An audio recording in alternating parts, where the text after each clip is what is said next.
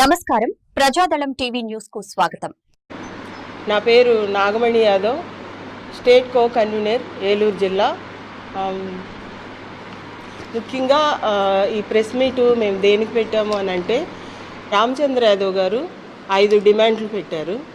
అది చంద్రబాబు నాయుడు గారికి 31 వరకు టైం ఇచ్చారు. 5 డిమాండ్లు. ఒకటి, ఫస్ట్ది బీసీ రక్షణ చట్టం. అంటే బీసీ రక్షణ చట్టం అంటే అది మనకి చాలా అవసరం. రేపు మనకి అవసరం, రేపు భవిష్యత్తు తరాలకి కూడా చాలా అవసరం. మనలో చాలామంది ఆడపిల్లలు కానీ, చాలామంది పల్లెటూళ్ళలో అంటే సిటీలో మనకి తెలియనివి చాలా ఉన్నాయి.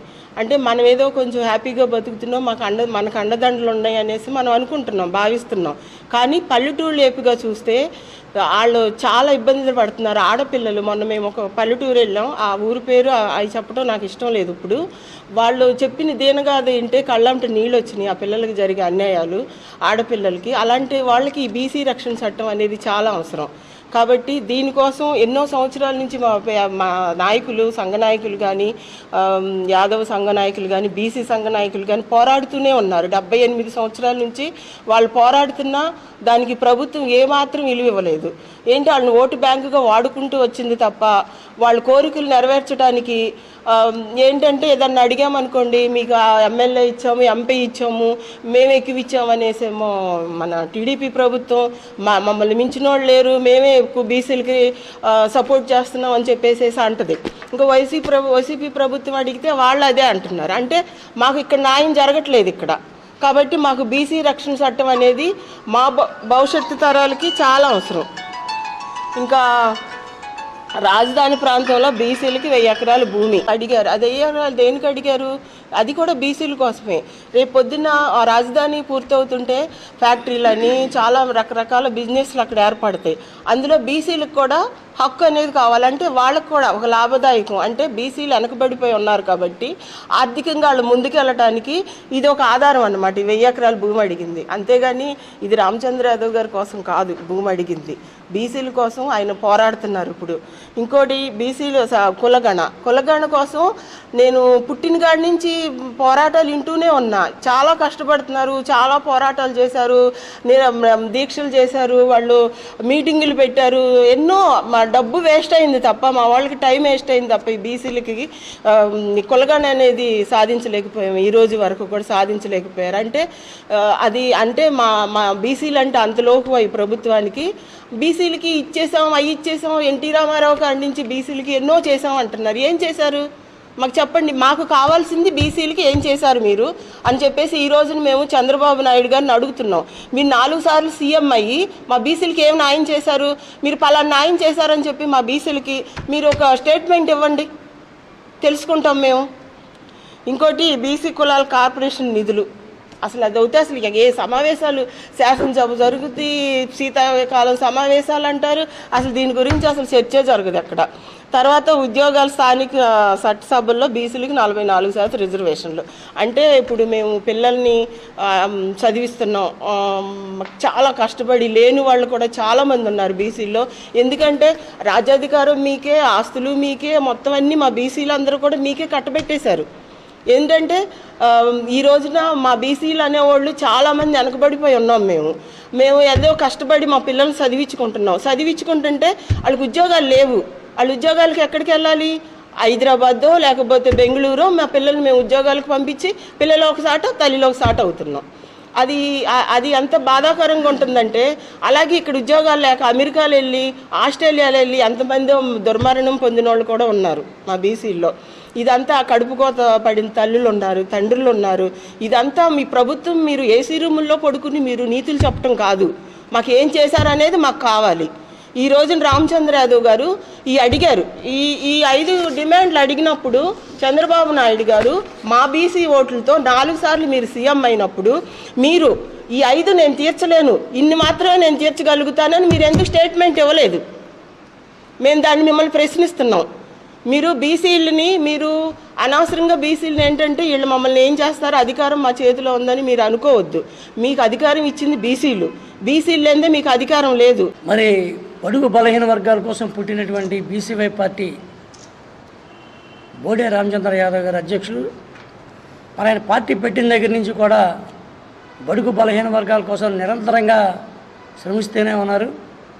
ఆయన ఏ కార్యక్రమం చేపట్టినా కూడా అత్యధికంగా బీసీలు ఆయన కార్యక్రమాల్ని విజయవంతం చేయటం మనందరం చూస్తూనే ఉన్నాం.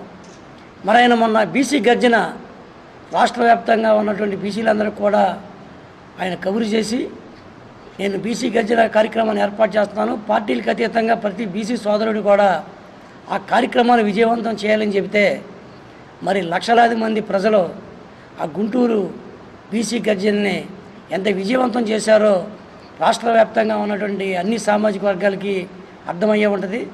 ఆ రోజున ఆయన సుదీర్ఘమైనటువంటి ప్రసంగం చేస్తూ బడుగు బలహీన వర్గాలు అభివృద్ధి చెందాలంటే మనం ఏం చేయాలి, మీకోసం నేను ఏ త్యాగానికి అయినా చేయడానికి సిద్ధంగా ఉన్నానని చెప్పి ఆ రోజున ఆయన ప్రకటన ఇవ్వటం, ఆ రోజున ఆయన 5 డిమాండ్లని రాష్ట్ర ప్రభుత్వం ముందు పెట్టడం, ఈ డిమాండ్లు మీరు నెరవేర్చకపోతే మీకు అల్టిమేటం చేస్తున్నాను, రేపు జరగబోయే ఏప్రిల్ 31వ తారీఖున 11వ తారీఖున నేను ఈ నెల మార్చి 31 వరకు మీకు డెడ్ లైన్ విధించాను, ఏప్రిల్ 11న నేను నిరాహారదీక్షలో కూర్చుంటానని చెప్పి ఆ రోజునే ఆయన చెప్పడం జరిగింది.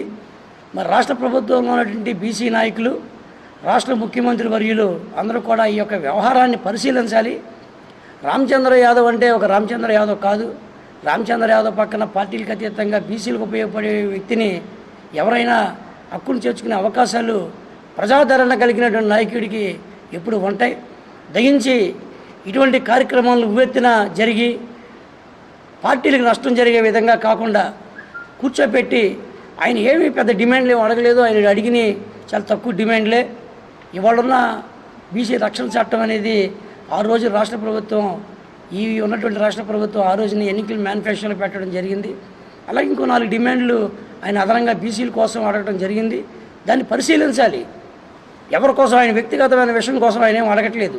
ఒక పార్టీ నాయకుడిగా, బడుగు బలహీన వర్గాల ప్రతినిధిగా ఆయన డిమాండ్ చేస్తూ ఉండటంలో ధర్మం ఉంది. మరి ఆయన ఆమరణ నిరాహారదీక్ష వరకు తీసుకురావద్దు. ప్రభుత్వం పరిశీలించి తగిన న్యాయం చేస్తే ఆయన ఆ యొక్క ఆమరణ నిరాహారదీక్ష ఉపసంహరించిన అవకాశాలు ఉంటాయి. అది ఆయన వ్యక్తిగతమైన విషయం కాదు, బీసీల హక్కుల కోసం ఆయన అడుగుతున్న విషయాన్ని రాష్ట్ర ప్రభుత్వంలోని పెద్దలు, బీసీ నాయకులు, బీసీ మంత్రులందరూ కూడా ఆలోచించి తగిన నిర్ణయం తీసుకుని మరి రామచంద్రరావు గారు ఏదైతే డిమాండ్ చేశారో దానికి న్యాయం చేయాలని చెప్పి మేము కోరుతా ఉన్నాం. అందరికీ కూడా నా హృదయపూర్వక నమస్కారాలు. నా పేరు ఆకుల వెంకటస్వామి. నేను భారత చైతన్య యువజన పార్టీ పశ్చిమ గోదావరి జిల్లా కన్వీనర్గా పనిచేస్తున్నాను. ఈరోజు ఇక్కడ ప్రెస్ మీట్లో పాల్గొనడానికి ముఖ్య ఉద్దేశం ఏమిటంటే, ఈరోజు మొత్తం రాష్ట్ర వ్యాప్తంగా మా పార్టీ ఆదేశానుసారం రాష్ట్ర వ్యాప్తంగా మొత్తం అన్ని జిల్లా హెడ్ క్వార్టర్స్లోనూ పత్రికా ప్రెస్ మీట్లో పెట్టి ఇప్పటి వరకు ప్రభుత్వం ముందు మనం పెట్టినటువంటి డిమాండ్లకు మనం ఇచ్చినటువంటి గడువు డెడ్ లైన్ మార్చి 31 అయిపోయింది. కాబట్టి ఇక్కడి నుంచి ప్రజాస్వామ్య పద్ధతిలో మనం ఇంకా దారి లేని పద్ధతిలో మనం ఆమరణ నిరాహార దీక్షకి మా పార్టీ అధ్యక్షులు బోడే రామచంద్ర యాదవ్ గారు కూర్చుంటున్నారు. కాబట్టి ఏప్రిల్ 11వ తారీఖున ఈ విషయాన్ని యాక్చువల్గా ఇప్పటి వరకు 40 రోజుల టైము ప్రభుత్వానికి ఇవ్వటం జరిగింది. ఫిబ్రవరి 22వ తారీఖున సింహగర్జన సభలో ఆయన ఈ 5 డిమాండ్లని ప్రభుత్వం దృష్టిలో ముందు పెట్టి మార్చి 31 డెడ్ లైను ఇస్తున్నాము, మార్చి 31 లోపల ఈ 5 డిమాండ్లు మీరు నెరవేర్చండి, మీరు 5 డిమాండ్లు నెరవేర్చకపోతే ఏప్రిల్ 11వ తారీఖుని నేను ఆమరణ నిరాహార దీక్ష చేస్తానని అంత లక్షలాది జనము ఉన్నటువంటి బీసీ సింహ గర్జనలో ఆయన వెల్లడించడం జరిగింది. కానీ ప్రభుత్వానికి 40 రోజులు టైం ఇచ్చినా ఈ డిమాండ్ల గురించి పరిశీలించడం కానీ, బోడే రామచంద్ర యాదవ్ గారు చేస్తున్నటువంటి డిమాండ్లు న్యాయబద్ధంగా ఉన్నాయని కానీ వారు ఏమీ కూడా చూడకుండా కాలయాపన చేసుకుంటూ ఈ రోజు వరకు వచ్చేసారు. ఇంకా మాకు వేరే మార్గం లేక మా పార్టీ అధ్యక్షుల వారు ఏప్రిల్ 11వ తారీఖుని నిరాహార దీక్షకు కూర్చుంటున్నారు. అది మంగళగిరి పార్టీ ఆఫీసులో ఇది వేదికని తయారు చేసుకుని అక్కడే బీసీ ఆమరణ నిరాహార దీక్ష అనేది అక్కడ తయారు ఆయన కూర్చుంటారు. కాకపోతే ఇప్పటి వరకు ఎన్ని ప్రభుత్వాలు వచ్చినా స్వాతంత్రం వచ్చి 79 సంవత్సరాలు అయినా ఇట్లా నిరాహార దీక్షకు 37వ తారీఖు స్పందించలేదు కాబట్టి సార్తో పాటు మేము అందరం బీసీ ఎస్టీ ఎస్సీ అందరూ కూడా మేము పాల్గొంటాము. అమర నిరాహార దీక్షకు ఆయనతో పాటు మేము దేనికైనా సిద్ధము. ఈ